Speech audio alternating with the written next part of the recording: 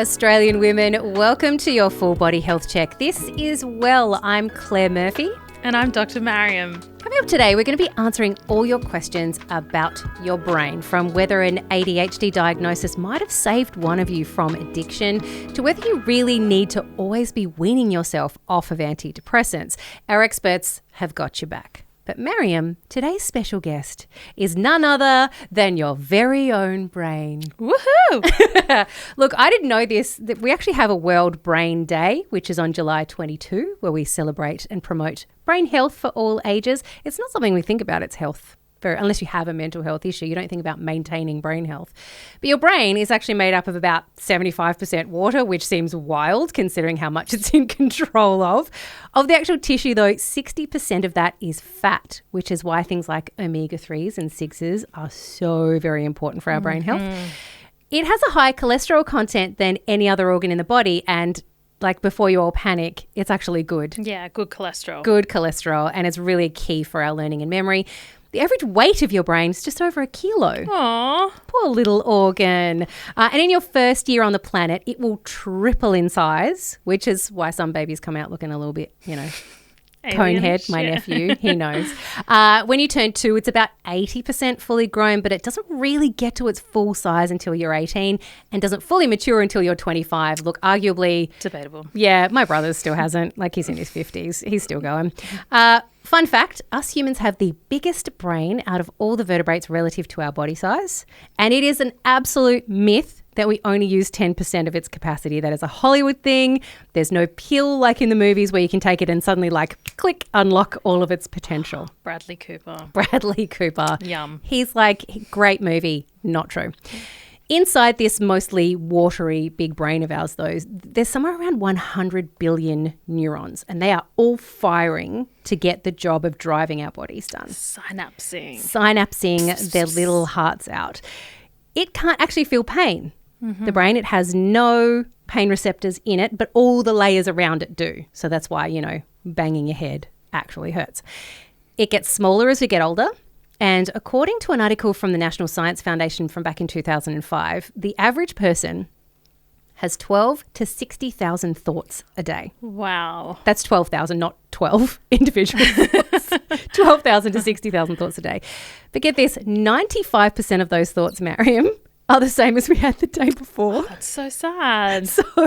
And how's this too? Not only is 95% of those thoughts the same as the day before, around 80% of those are negative thoughts. Oh.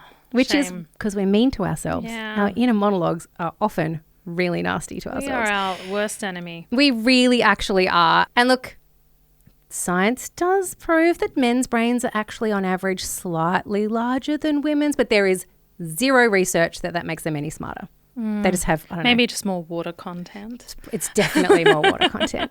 2 of the most important things we can do for our brains. Yep. 1, exercise. It increases blood flow to the brain. Oxygen then increases. It helps it do something called neurogenesis, which I wasn't aware of. This is basically where you produce more neurons. Neurogenesis increases brain volume, which is thought to help you avoid things like dementia later on down the track. And we will be getting more into dementia when we talk about things like longevity. 2 is, of course, sleep. Yep. And this is something that both you and I struggle with a bit. I mean, you've got twin toddler boys. I have a job that starts at 4 o'clock in the morning. God help you. It's not great. But sleep deprivation actually can, kill off brain cells. That's why you've got to go to bed and let it sleep and let it reboot and do its thing. Of course, brains aren't always on our own side either, which is ridiculous if you think about it, because why? Yeah. Like, why is our brain sometimes working against us? Help me. We're in a partnership here. Because there are many mental health disorders. They can vary greatly between one person to another. There's neurodevelopmental disorders like ADHD and autism. There's psychotic disorders like schizophrenia and bipolar, anxiety disorders, obsessive compulsive disorders, trauma, stress-related issues, sleep and eating and feeding disorders, and that's just to name a few. Mariam, do we know why some people's brains are more prone to mental health issues than others? Is it all about genetics? So it's shaped by a complex interplay of factors and that go beyond genetics. So, while having a family history will definitely increase your chance of a mental health condition, doesn't always mean that's going to happen. Okay. So I always say genetics might serve as your base, like the broth in a soup. But other factors like environmental factors, so trauma, stress, exposure to violence can definitely impact your mental health and can trigger those genetic predispositions. Then there's biological factors as well, so imbalances in your brain chemistry, all those hormonal fluctuations we've been speaking about previously can definitely contribute to conditions like depression and anxiety. Psychological factors like personality traits and coping mechanisms also increase vulnerability to mental health challenges. And lastly, social factors, massive impact on your mental health.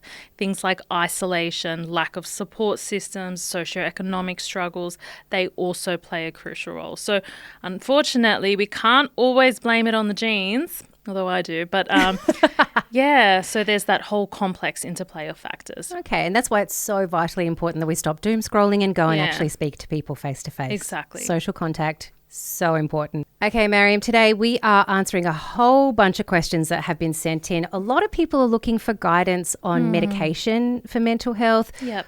Why their leg does something weird when they're trying to sleep, and even whether their undiagnosed mental health issues could have kept them from becoming an addict. That's all coming your way next. It's time for the checkup. All right, so you have been sending in your questions over the past couple of weeks. We've grabbed a whole bunch of them to ask our mental health experts today. Mariam, you are going to answer some. We also have put some to our psychiatrist, Dr. Kieran Kennedy, and our clinical psychologist, Shuktika Bose and Carly Dober too. All right, so let's get underway. Mariam, how do I help if I suspect I have anxiety or depression? Do I need to see a psychiatrist or psychologist, and where do I start? So if you think you're dealing with a mood disorder, whether that's anxiety, depression, or something else, best place to start is with your GP. And as I mentioned earlier, finding a GP who subspecializes in mental health, going to the medical centre's website and looking at the bios and booking that long appointment. GPs are like the GPS of mental health, so they're going to direct you where you need to go. You don't need to jump straight into a psychiatrist or psychologist. The GP will help navigate to where you need to go. Based on your conversation with the GP, they will direct you either to a psychiatrist or a psychologist, and you may be eligible for something called the mental health care plan. Oh, this is the 10 visits? So the 10 bulk build sessions. Some psychologists might offer a gap, so always double check with that. A good GP will prescribe some lifestyle changes and have that conversation with you. They'll do some safety netting with you, and it will definitely be more than one consult to just kind of continually check in with you. It's really important that you continue to engage with the GP even when you're seeing a psychologist. They usually do these score systems and continue to do them throughout the year to see if there's an improvement. And if the mood isn't really improving, then there's discussion whether medication may or be a right fit for you. Yeah. Okay. Quite a few questions that were sent in were around ADHD. Yeah. So we decided to put them to our ADHD specialist, Dr. Kieran Kennedy. And so I caught up with him the other day and asked this question to start with. Is it actually worth going through the process to do the ADHD diagnosis? What is the point if you don't want to go on medication? Really good question. I would say it's always worthwhile exploring symptoms and our sense of self. And even if there's a sense that the diagnosis is more mild, or even if we decide we don't want to go on medication, there are some major benefits to understanding ourselves better, being able to implement lifestyle or psychology-based treatments. So I would definitely be, of the affirmative there in terms of it's definitely still worthwhile. Is it actually possible to ever stop biting/picking my fingernails? What are some strategies? I've tried fidget toys, bad tasting nail stuff, acrylics, etc. Nothing works. Really, really tricky. And obviously this can be a big part to ADHD when it comes to restlessness and hyperactivity. So I would recommend if it's part of ADHD, that might be where treatments and discussions with your psychiatrist or your doctor might be worthwhile, because those can improve if we improve your ADHD. They might also be related to non-ADHD related inputs. And so psychology kind of input there can be really, really helpful if we've tried everything else, as it sounds like we have.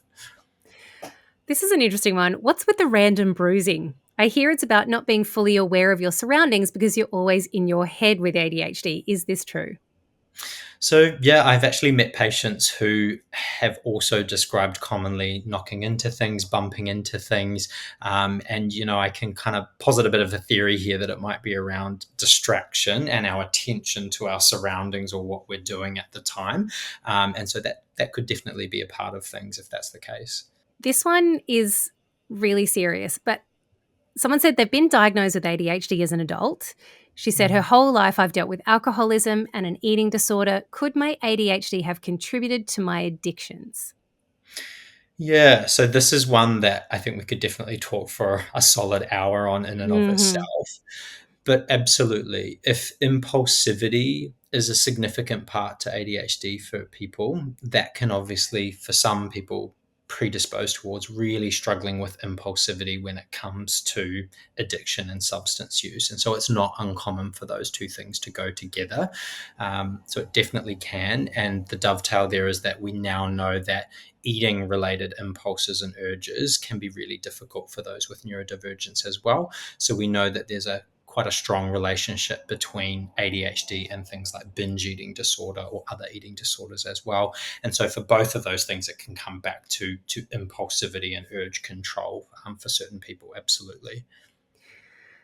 Does ADHD affect memory? Is there a way to help this? My brain is so busy, my long-term memories seem to disappear. So ADHD can definitely impact our memory. It's often more to do with the retention of information and kind of having enough focus to be able to soak that in and hold it and sort of consolidate it in memory.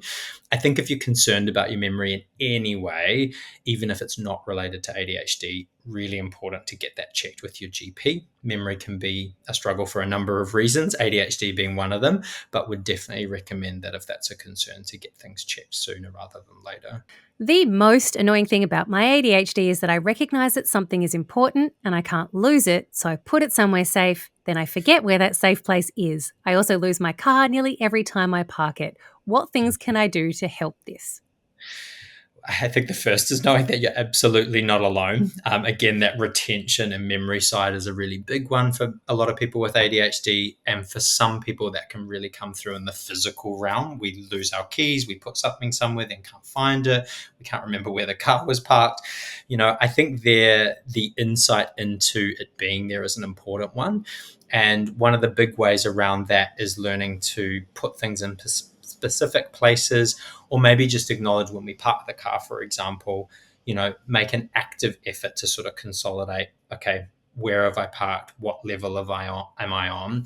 We just need to be aware that this might be part of our ADHD, and we need to be a little bit more active in sort of scaffolding, where things are and where we put them. Are people with ADHD more prone to burnout? I read someone saying that having an ADHD brain is like a sprinter trying to run a marathon, and if they don't take regular breaks after short sprints, they could burn out easier. Yeah, I mean, we talk about something called neurodivergent or ADHD burnout. And there is a sense that with days, weeks, years, decades, we're often working really, really hard to try and kind of keep all these balls in the air and keep everything juggled, to not forget things, lose things, all of these other items. And so people describing a sense of kind of a cyclical kind of bust and boom, or a go, go, go, and then a burnout type period, that's really common. So absolutely, that can be part of ADHD. And it's usually a sign that we're really working very hard in the background of our brain a lot of the time to try and keep all these plates spinning and everything up in the air. What can make symptoms of ADHD worse? That is a really, really good one. A lot of things, not to overwhelm you there. But I think, I love this question actually, because I think it points to the things within our daily lives that can really impact ADHD in a number of ways, for good or bad. Sleep, levels of physical activity and exercise, having regular meals and a balanced diet, even things like time for meditation or mindfulness or doing something creative that we enjoy. We know that these things can go a long way towards improving ADHD, but also if they're not on the so regular or good side, they can actually detract and negatively impact ADHD. I think another important one is alcohol and drugs. I think with ADHD, especially the more hyperactive type, there can be a sense of alcohol or other things helping calm our mind and body. But we know, especially with ADHD, like other conditions for mental health, if alcohol and drugs are there regularly, it can really go a long way to not helping those things in the long run. Emotional dysregulation. How do I navigate this in my workplace without needing to be apologetic all the time? Yeah, really, really tough. I think the first thing that comes to mind here is also letting yourself off the hook a wee bit and learning to be gentler to ourselves. Part of the diagnosis that I see that's so beautiful for people can be this kinder, more open understanding of self. It's not that we can't handle work or that we're too emotional or we go off the handle. It's none of these things that we might have been told or had messaged at us. Emotional dysregulation and rejection sensitivity, as we've said, can be part of the condition for a lot of people. And so I think acknowledging that can actually, in a roundabout way, help diffuse the intensity of that element. I think it can also be around, if we're comfortable, opening up to a few of our colleagues, or maybe a safe kind of more senior colleague or boss that we have around the diagnosis as well, and that this is a part of it.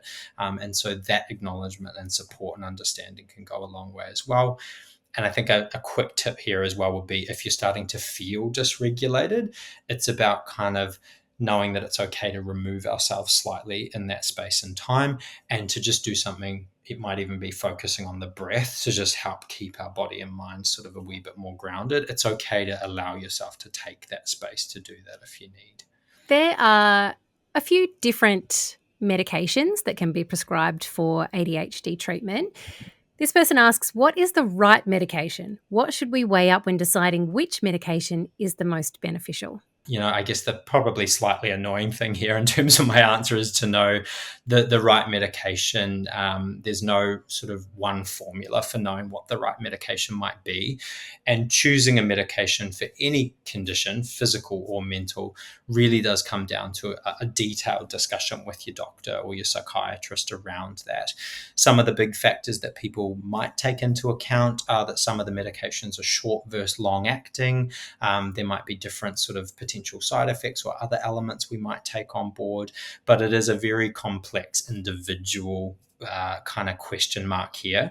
And so guidance to the right medication for ADHD or for anything else should always come down to a really detailed discussion with your prescriber around that, because what works for one person might not work for the other. Can ADHD be linked to hormonal imbalances? And how do ADHD symptoms fluctuate throughout a menstrual cycle? Yeah. So we definitely know that hormone levels and the menstrual cycle can impact ADHD symptoms. And that's something I talk to, patients about quite a lot. A lot of women, whether they have symptoms of PMDD or they notice changes in mood and anxiety with their cycle, whether they do or don't, a lot of women with ADHD notice that across their cycle each month, they can experience a slight worsening or maybe a significant worsening of things like their ability to focus, memory, procrastination, hyperactivity. And so absolutely, I've seen it really quite commonly that hormone levels and the menstrual cycle can definitely impact ADHD and treatments for ADHD as well. So I think if people are noticing that's a significant factor across the month for them, really important that you talk to your GP or your psychiatrist about that. It's absolutely not all in your head. It's nothing to be ashamed of at all, because it's actually really, really common. So reaching out about that is a good way to get support. Thank you, Dr. Kennedy. Another one for you, Mariam. 2 of my friends are taking medication for depression and anxiety. They constantly talk about weaning themselves off of it, not through their doctor's orders, but because they say it's not good to be on these types of medications for long.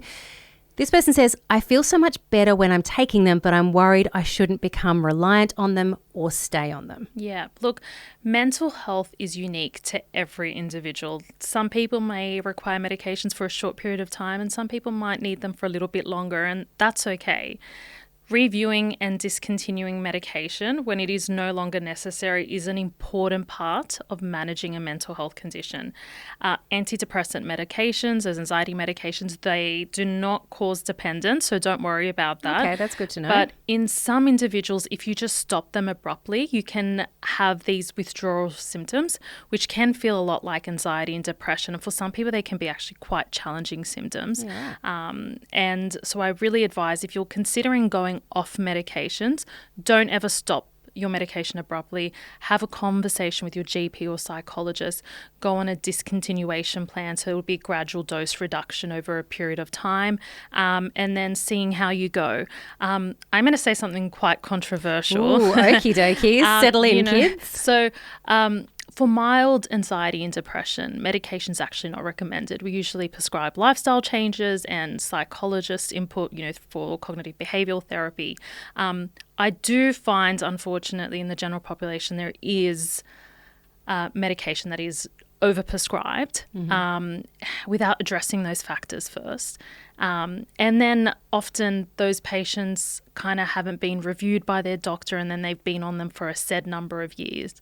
The guidelines suggest 6 to 12 months, but as I mentioned, everyone is different. Mental health is unique to every person, but this is something we should be following up with patients. How are you feeling? How's your mood? How's everything going? Have we thought about coming off the medication? Is this something you want to trial? And for some people, they don't. They're quite happy where they're at, and that's fine. Continue the medication. But for some people, it's like, hey, I've been on this for 4 years. I'm great. I'm past all those acute stresses and I'm doing really well, but no one's had this conversation with me, so I've just continued taking this medication.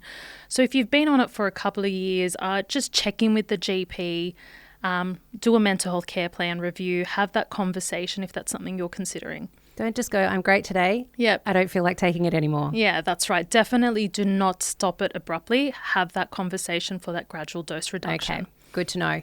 All right. We are going to come back because we still have a whole bunch of questions to answer today. Remember, if you do want to send in questions, you can do it via email. It's well@mamamia.com.au, or you can hit up our show notes where you'll find a link to send a voice note, or you'll also find there a place to do it anonymously, which quite a few questions have done today, which I'm finding people are feeling a little bit uncomfortable talking about their mental health issues out loud, and it's totally fine.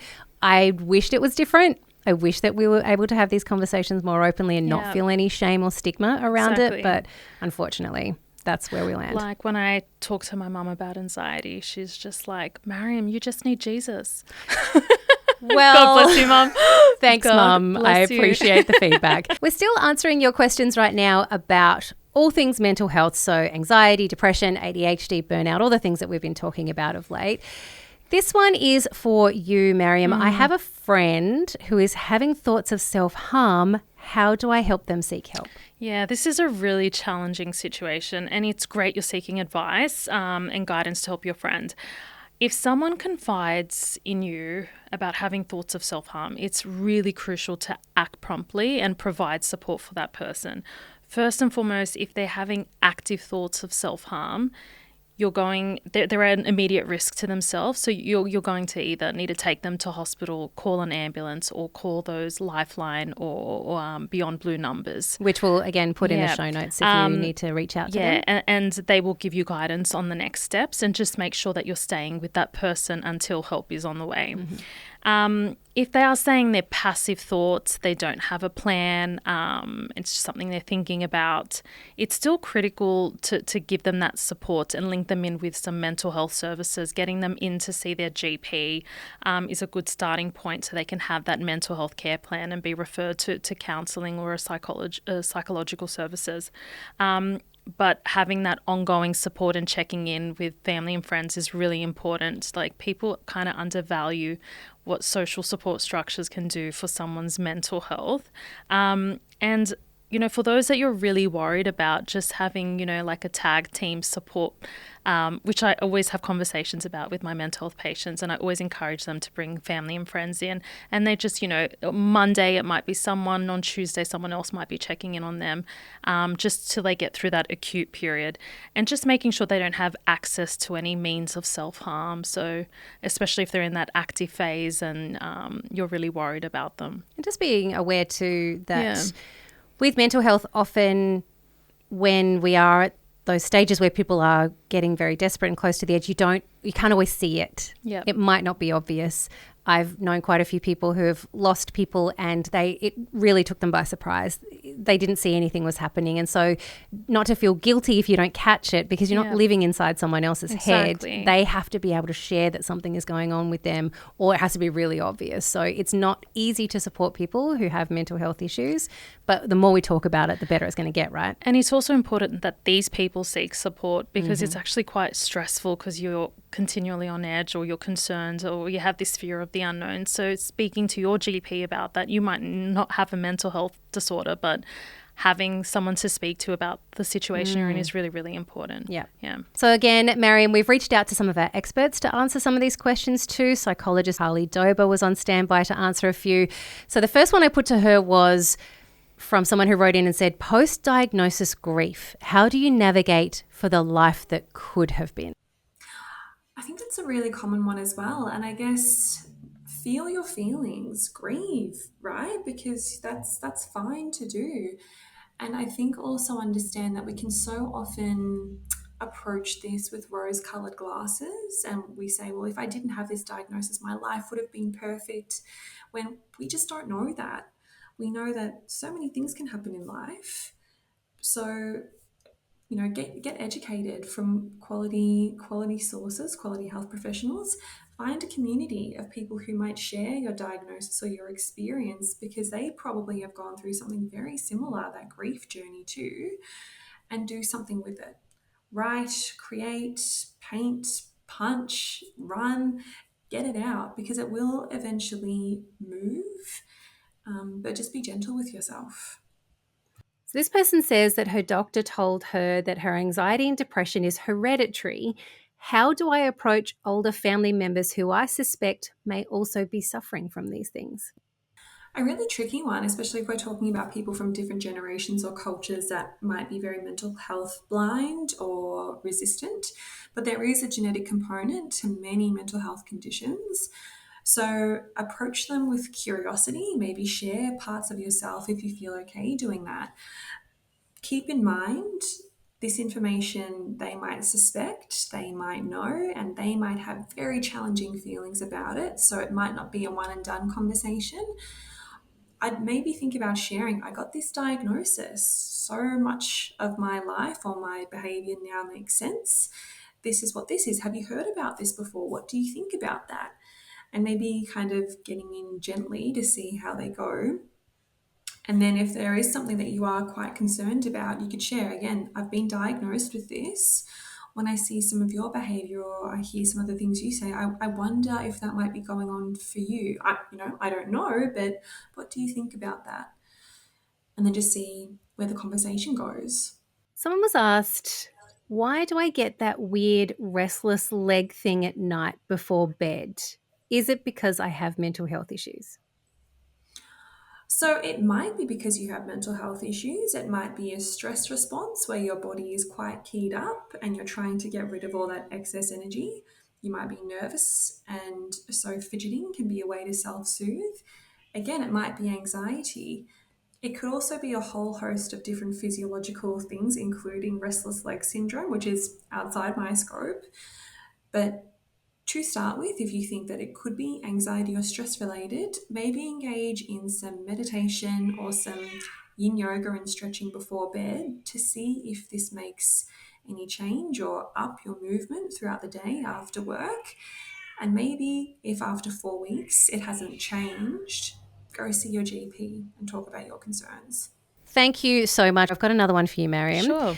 This person has written in saying, is it safe to take ashwagandha supplement for mood/anxiety as well as fluoxetine? I read that it can cause serotonin syndrome if you take both. How true is this? You are going to have to explain a lot of things because I did not understand a lot of that sentence. Fair enough. So no, it is not safe to take the two together. So serotonin is the chemical messenger naturally found in the brain and throughout the body, and it plays a key role in regulating your mood. And it's thought that low levels of serotonin in the brain is thought somehow to contribute to mood conditions like depression. Okay. Many medications used to treat mental health conditions like depression and anxiety work by increasing those serotonin levels in the brain.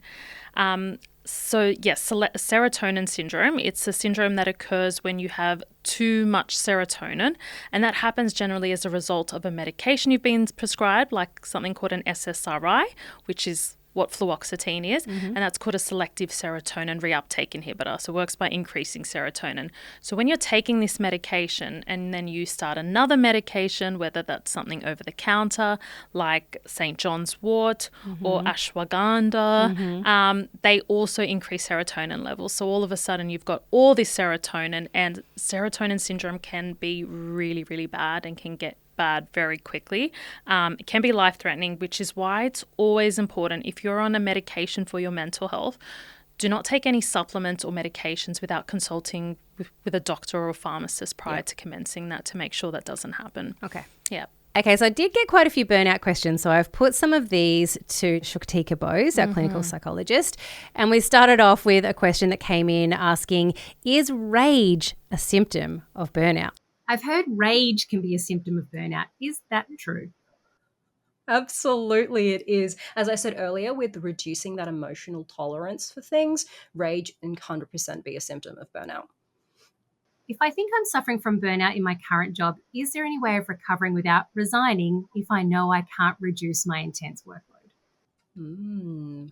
As I said earlier, having those things in place at the end of a stressful workday can be really helpful. Having a conversation with your employer or your colleagues about how we can maybe redelegate some tasks, or how I can have that support in the middle of the day or in the little tea breaks, they're really fundamental too. My job is really boring and I feel completely unmotivated and have no energy. Is burnout always about being too busy, or can I be burnt out from it being the opposite? Oh, that's such an excellent question. Spot on. Burnout isn't necessarily just about overworking when you're high stressed and there's too much to do. It can actually come from lack of motivation and boredom. And that's why re-engaging with things that really bring us joy, that sense of purpose in our life, is so important. And it's important to remember then that work doesn't have to be that outlet for you. If you have other outlets or can find them outside of work, hobbies, interests, socially, they can allow you to have that sense of purpose, reignite that light back into your life. Final question. I am a, in brackets, self-diagnosed perfectionist. So I feel like burnout is a repeated pattern for me in every job that I do. What can I do to break the pattern? Oh, wow. One of my own questions popped up. I'm kidding. Did you submit this? Let me check. So, oh, goodness gracious. Perfectionist, how to manage. Well, as I said, when it comes to perfectionism, perfect is the enemy of good, as they say. So seeking professional support can be really helpful there to start working out where that perfectionism came from. And also then breaking through and challenging some of the internal narratives that we've created about what happens if it's not perfect, etc., and following that train down. Allowing that to break and dissolve down can then help us to realize that we are very much enough in our current format, and that seeking to achieve something that is actually forever outside of our grasp is no way to live our life. Mariam, this one is for you. I went to the optometrist. She saw that just underneath my eye was twitching. And you said that is a sign I'm under a lot of stress. Is that true? Yes, it can be. So eye twitching can definitely be a sign of stress. It's actually pretty common when you're feeling overworked or anxious. It's like your eyes' way of saying, hey, take it easy. So the fancy term for it is myokymia, and it's an involuntary muscle spasm in the tiny muscles around the eye. Don't worry, it's usually harmless. Stress, lack of sleep, too much caffeine, because harmless but super annoying. Or even dry eyes can be the culprits. Okay. But every time I think of an eye twitch, I think of Louisa from Encanto. Oh yeah, vaguely. It's been a while since I watched all the that. Stress and she's carrying the weight of the world. She's the eldest Pressure daughter, that'll right? drip, drip, drip, but it'll never stop. You know where she does the big eye twitch before she breaks out in that song? Yeah. She's got eldest daughter syndrome, right? She's so carrying the weight of everyone's So if expectations. you're feeling like her, just remember, take a breather, rest, cut back on the caffeine, and give yourself some TLC. But, if it's persistent or bothersome, or you've got other symptoms, see your friendly GP. See your GP. Last question. Let's do it. Ready? So much of my social media feed is about doing cortisol diets. I have seen this in my own feed too, to reduce the stress hormone, that it'll help me sleep and help me lose weight. Are cortisol diets a real thing? Okay. So cortisol is a hormone produced by the adrenal glands. They're these cute little glands that sit on top of the kidneys. They're I'm so not cute. sure we refer to glands as cute, but They are. They're okay. super cute. And they play a critical role in maintaining things like your blood pressure, your sugar levels, and then initiating that stress response. So it's often referred to as a stress response, as it kind of prepares you for that fight or flight reaction. And it is essential for survival. We actually need cortisol. But, we know chronic stress can lead to elevated levels of cortisol. However, these levels aren't as extreme or as bad as those seen in pathological conditions like Cushing's disease. So it's not the cortisol itself that's pathological, but rather the behaviors and stresses driving the increase in those cortisol levels. Okay. And that's what we should be focusing on. So instead of obsessing over detoxing your cortisol, let's actually focus on the actual stress triggers. So there's no magical cortisol detox diet. So please. Are you telling me TikTok is lying to me? Please, for the love of all things holy, do not buy it. So instead, focus on a balanced diet that manages stress and indirectly your cortisol levels. So here's the game plan. You want nutrient-dense food, hydration, drink plenty of water, limit processed foods, cut back on your caffeine, prioritize sleep, exercise, mindfulness. I'm sensing a thread through all of these mental health discussions we have had so far. Yeah, no detox required. Great. We love that. Thank you so much to everyone who sent through all of these incredible questions.